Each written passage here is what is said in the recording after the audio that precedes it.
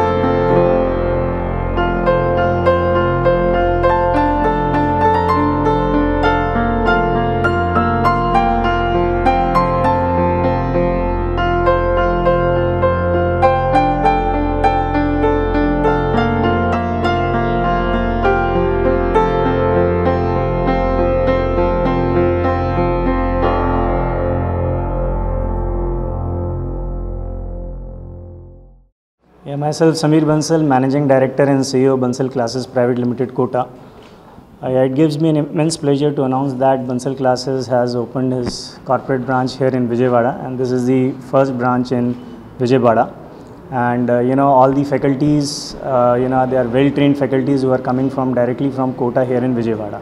So the pedagogy which we are using there at Kota Center, the same kind of methodology, the same kind of pedagogy we are following here in Vijayawada.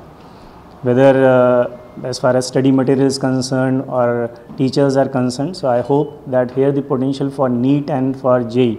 Right now we have opened here at Vijayawada for medical wing and for JEE wing for 11th and 12th and for droppers batch. So I think in near future we will definitely get good ranks and good result, because the student has very potential student here at Vijayawada. So I hope we will definitely crack JEE and we will definitely crack NEET. ఎన్నికల విధులకు హాజరయ్యేందుకు వెళుతుండగా మృత్యువు రూపంలో వచ్చిన car ASI ప్రాణాలను బలిగొంది.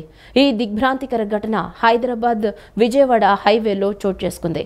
పోలీసులు తెలిపిన వివరాల ప్రకారం ఎన్నికల విధులకు హాజరయ్యేందుకు రోడ్డు దాటుతుండగా ఈ ప్రమాదం సంభవించింది. ఇబ్రహీంపట్నం ఈవీఎంలు భద్రపరిచిన నిమ్రా కాలేజీ వెనుక హైదరాబాద్ హైవేకి ఆనుకుని ఉన్న సడక్ రోడ్డు వద్ద అధికారులు పోలీస్ అవుట్ పోస్ట్ ఏర్పాటు చేశారు. హైవేపై రోడ్డు దాటుతుండగా డ్యూటీలో ఉన్న సిపిఎస్లో పనిచేస్తున్న ఏఎస్ఐ రమణ మీదకు కారు దూసుకుపోయింది. హైదరాబాద్ నుంచి విజయవాడ వెళ్తున్న కారు ఈ ఘటనలో ఏఎస్ఐ రమణకు తీవ్ర గాయాలు కావడంతో హుటాహుటిన విజయవాడ ఆంధ్ర హాస్పిటల్కు తరలించారు. డ్రైవర్ను అదుపులోకి తీసుకున్న పోలీసులు కేసు నమోదు చేసి దర్యాప్తు చేపట్టారు. కాగా చికిత్స పొందుతూ ఏఎస్ఐ రమణ మృతి చెందారు. ఓట్ల లెక్కింపు విషయంలో అన్ని రాజకీయ పార్టీల నాయకులు పూర్తిగా సహకారం అందించాలని కొత్తపేట సీఐ గణేష్ కోరారు. రాజకీయ నాయకులతో పోలీస్ స్టేషన్లో సమావేశం నిర్వహించారు. ఈ సందర్భంగా సీఐ మాట్లాడుతూ ఎలాంటి అవాంఛనీయ ఘటనలు జరగకుండా లెక్కింపు ప్రక్రియ జరిగేలా పోలీసు యంత్రాంగం, ఎన్నికల సంఘం పటిష్ట చర్యలు చేపట్టిందన్నారు. ప్రజలకు ఇబ్బంది కలిగించకుండా ప్రశాంత వాతావరణంలో లెక్కింపు జరిగేలా సహకరించాలని సూచించారు. ఏదైనా ఇబ్బంది కలిగించేలా వ్యవహరిస్తే కఠిన చర్యలు తీసుకుంటామని హెచ్చరించారు. ఈ పోలింగ్ అయిన తర్వాత కౌంటింగ్ వరకు కూడా సెన్సిటివ్ ఏరియాల్లో ఎలాంటి అసాంఘిక కార్యకలాపాలు జరగకుండా ప్రజల్లో ఓ రకమైన భరోసా కల్పించడానికే ఈ ఫ్లాగ్ మార్చ్ యొక్క ప్రధాన ఉద్దేశం. అలాగే టౌన్ పోలీస్ స్టేషన్ పరిధిలో ఉన్నటువంటి ప్రజలకు మరియు నాయకులందరికీ కూడా విజ్ఞప్తి ఏమనగా, అభ్యర్థుల యొక్క గెలుపులపై బెట్టింగ్లు కానీ పందాలు కానీ ఎట్టి పరిస్థితుల్లో కాయలేదు. అలాగే ఒకరి మీద ఒకళ్ళు అబ్యూజింగ్గా వాట్సాప్ స్టేటస్లో కూడా పెట్టుకోవద్దు. ముఖ్యంగా మా టౌన్ స్టేషన్ పరిధిలో సెన్సిటివ్ ఏరియాలు అయినటువంటి పంజాబ్ సెంటర్ కానివ్వండి, గాంధీభవన్ సెంటర్ కానివ్వండి, అలాగే వైఎస్ఆర్ కాలనీలో కూడా మేము పోలింగ్ అయిన నెక్స్ట్ డే నుంచే 24/7 పికెట్లు ఏర్పాటు చేయడం జరిగింది. ఈ అభ్యర్థుల యొక్క హౌస్లు కూడా అక్కడ ఉండడం వల్ల పికెట్లో ఉండే స్టాఫ్ ఆ చుట్టుపక్కల కూడా విజిబుల్గా మూవ్ అవుతూ ఉంటారు. కౌంటింగ్ తర్వాత నెక్స్ట్ మంత్ 19th వరకు కూడా విజయవాడ సిటీ పరిధిలో 144 సెక్షన్ మరియు 30 పోలీస్ యాక్ట్ అమల్లో ఉంది. దయచేసి దీన్ని దృష్టిలో పెట్టుకుని ప్రజలు గుమ్ముగూడి వాళ్ళ ఇష్టానుసారంగా తిరగవద్దని మా స్టేషన్ తరపుని జనసేన పార్టీ ప్రధాన కార్యదర్శి నాగబాబు కూటమి పార్టీ శ్రేణులను ఉద్దేశించి ఓ వీడియో సందేశం వెలువరించారు. కౌంటింగ్ ముగిసేదాకా 3 పార్టీల శ్రేణులు అప్రమత్తంగా ఉండాలని పిలుపునిచ్చారు. రాష్ట్రంలో ఎన్నికలు ముగిశాయి. దాదాపు 82% ఓటింగ్ నమోదైంది. ఇంత భారీ ఎత్తున పోలింగ్ జరగడం ప్రజాస్వామ్యంలో శుభపరిణామం. కానీ ఇదే సమయంలో ప్రజలందరం అప్రమత్తంగా ఉండాలి. ఎందుకంటే పోలింగ్తోనే ఎన్నికల ప్రక్రియ పూర్తి కాలేదు, కౌంటింగ్ కూడా ఉంది. ఓటమి కళ్ల ముందు కనిపిస్తుండటంతో వైసీపీ అసురగణం ఎంతటి అరాచకాలకు ఒడుగడుతుందో పల్నాడు, తాడిపత్రి, తిరుపతిలో చూసాం. సైకోపాత్ అనే మాట మనం వింటుంటాం.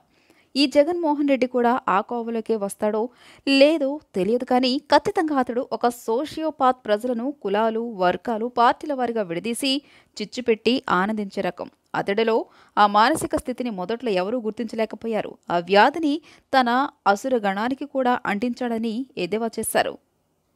పోలింగ్తోనే ఎలక్షనీరింగ్ పూర్తి కాలేదు, కౌంటింగ్ కూడా ఉంది. ఓటమి కళ్ల ముందు కనిపించడంతో వైసీపీ అసురగణం ఎంతటి అరాచకానికి ఒడిగొడుతుందో పల్నాడు, తాడిపత్రి, తిరుపతిలో చూసాం.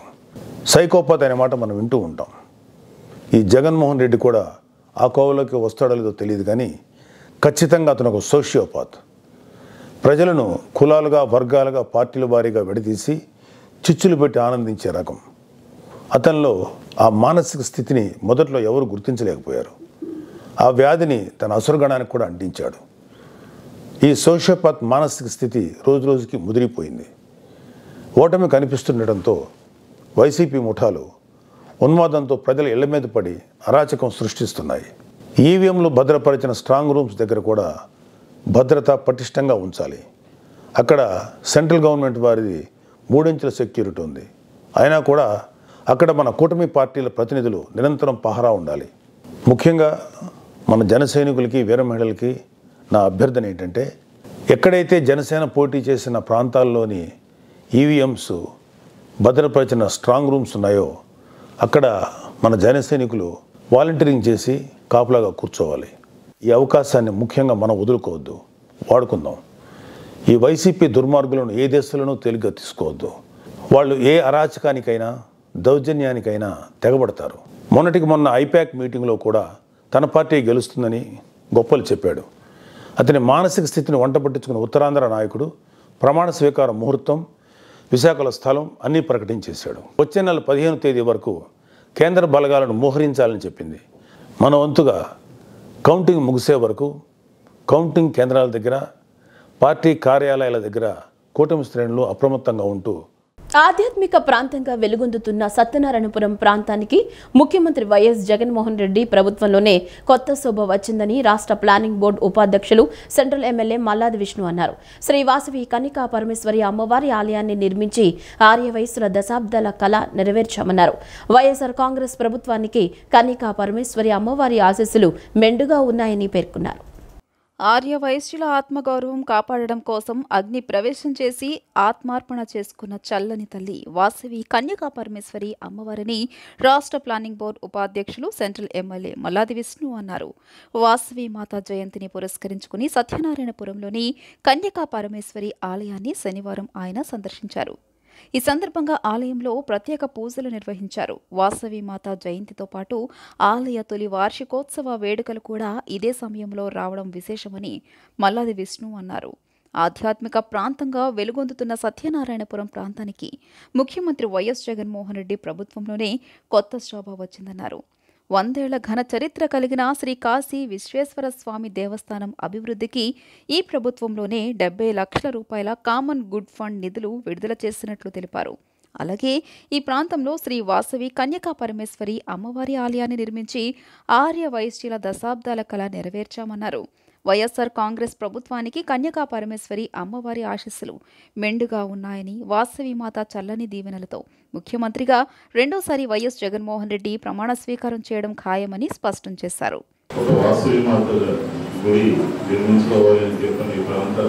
ప్రజలందరూ కూడా అనేక సంవత్సరాలుగా అనుకున్నటువంటి కార్యక్రమం, ఆవిడ ఆశీస్సులతో, ఆవిడ అనుమతితో మన ఈ కార్యక్రమాన్ని దిగ్విజయంగా పూర్తి చేయడం జరిగింది.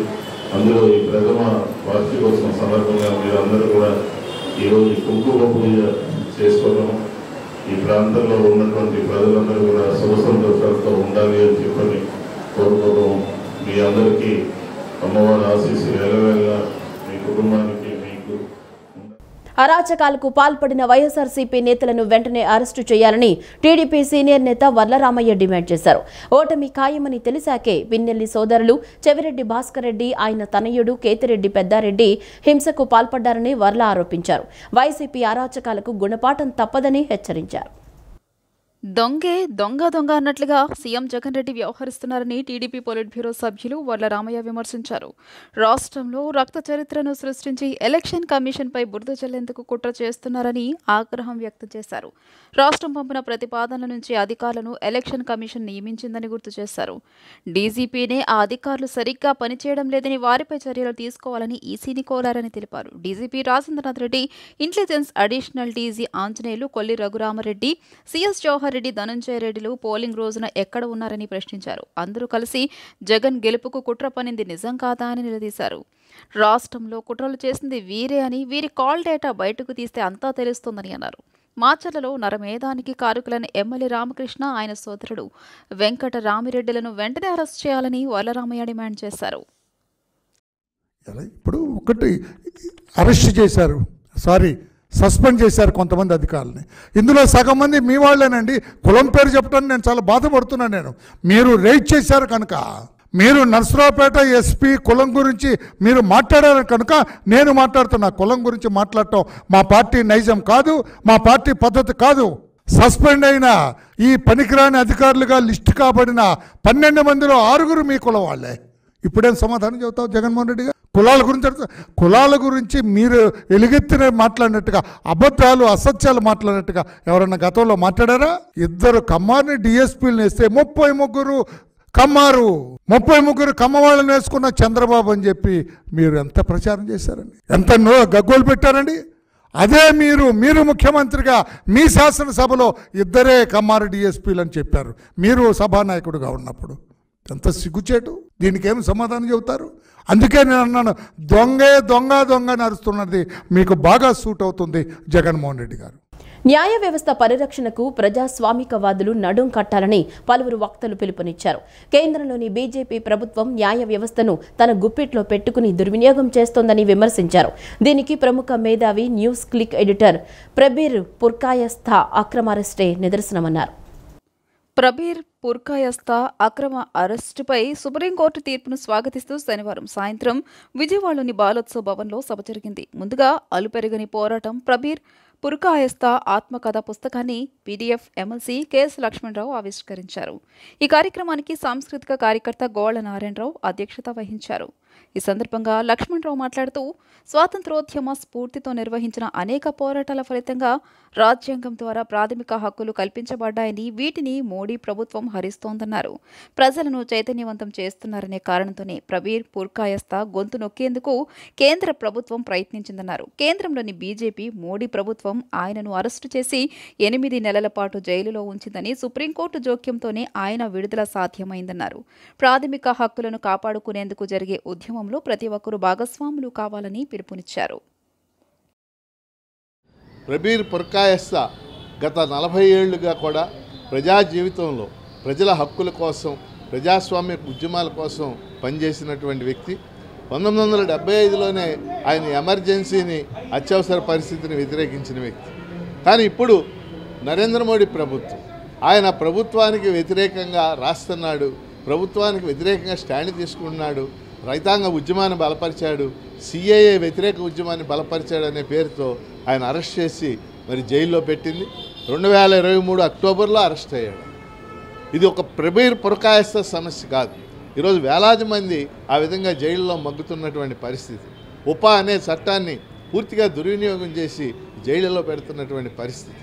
అందుకని ఈరోజు అటువంటి చట్టాలను మనం వ్యతిరేకించాలి. సోషల్ యాక్టివిస్టులు, కవులు, రచయితలు, కళాకారులు, ఇటువంటి వాళ్ళందరూ కూడా ఈ ప్రభుత్వాలు చేస్తున్న తప్పులని ఎండగట్టడమే కాకుండా ఈ ప్రజలు ఏ రకంగా చైతన్యవంతులు అవ్వాలి, ఎటువంటి సందర్భాల్లో, ఎటువంటి సంఘటనల్లో ఉన్న రకరకాల సమస్యలను గమనించి వారి యొక్క నిరసన తెలియజేయాలి అనే దానికి చాలా చక్కటి మార్గాలు చూపిస్తున్నారు. అటువంటి చూపిస్తున్న వారిలో మన సమకాలీన సమాజంలో ప్రబీర్ పుర్కాయస్థా గారు అత్యంత ముఖ్యమైన వారు. వారిని 1975లో మీసా చట్టం కింద అరెస్ట్ చేశారు, సంవత్సరం పాటు జైల్లో ఉంచారు. అలాగే ఈ మధ్యకాలంలో ఉపా చట్టం కింద కూడా ఆయన అరెస్ట్ చేయడం జరిగింది. ఆయన చేసినది ఏంటంటే, అయ్యా మీరు ఇట్లాంటి తప్పులు చేస్తున్నారు అనేది ఎత్తి చూపించడం. బెజవాడ బార్ అసోసియేషన్ సౌజన్యంతో హాసం క్లబ్ ఆధ్వర్యంలో నిర్వహించిన సంగీత కార్యక్రమం అలరించింది. ఈ సందర్భంగా గాయకులు ఆలపించిన పాటలు శ్రోతలను ఆకట్టుకున్నాయి. పాత సినిమాల్లోని పాటలను తమ గాత్రంతో గాయకులు ఆలపించారు. మాయాబజార్లోని పాటలు పాడి ఆ పాత మధురాలను గుర్తు చేశారు. ముఖ్యంగా లాహిరి లాహిరిలో వివాహ భోజనంబు పాటలు ప్రేక్షకులను మంత్రముగ్ధులను చేశాయి.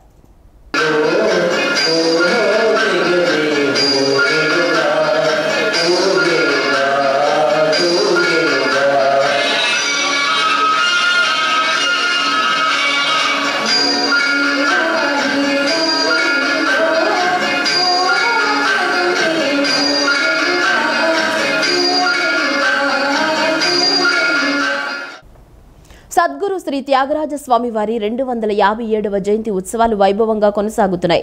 ఈ ఉత్సవాలను పురస్కరించుకుని వారం రోజుల పాటు నిర్వహిస్తున్న సంగీత కచేరీల్లో భాగంగా రాష్ట్ర వ్యాప్తంగా పేరుగాంచిన సంగీత విద్వాంసులు గురుదేవులకు స్వరార్చన చేస్తున్నారు. త్యాగరాజ విరచిత కీర్తనలను ఆలపిస్తూ శ్రోతలకు వీణుల విందు గావిస్తున్నారు. సద్గురు సంగీత సభ ఆధ్వర్యంలో త్యాగరాజ స్వామి వారి 257వ జయంతి ఉత్సవాలు వైభవోపేతంగా కొనసాగుతున్నాయి. ఘంటసాల వెంకటేశ్వరరావు ప్రభుత్వ సంగీతం నృత్య కళాశాలలో జరుగుతున్న ఉత్సవాలలో రాష్ట్రం నలుమూలల నుంచి సంగీత విద్వాంసులు తరలివస్తున్నారు. త్యాగరాజ స్వామి వారు రచించిన కీర్తనలను వీణుల విందుగా ఆలపించి శ్రోతలను పరవశింపచేస్తున్నారు. తమ గాత్ర వాద్య సంగీతంతో గురుదేవులకు స్వరార్చన గావిస్తున్నారు. ఈ సందర్భంగా సద్గురు సంగీత సభ అధ్యక్షుడు పోపూరి గౌరీనాథ్ మాట్లాడుతూ శ్రీ త్యాగరాజ స్వామి వారు ఒక యోగి మాదిరిగా సంగీతాన్ని అభ్యసించి ఆ సంగీతం ద్వారా మోక్షాన్ని పొందారని వివరించారు. ఆ మహనీయుని 257వ జయంతి ఉత్సవాలను పురస్కరించుకుని వారం రోజుల పాటు సంగీత సభలను ఏర్పాటు చేసినట్లు వివరించారు.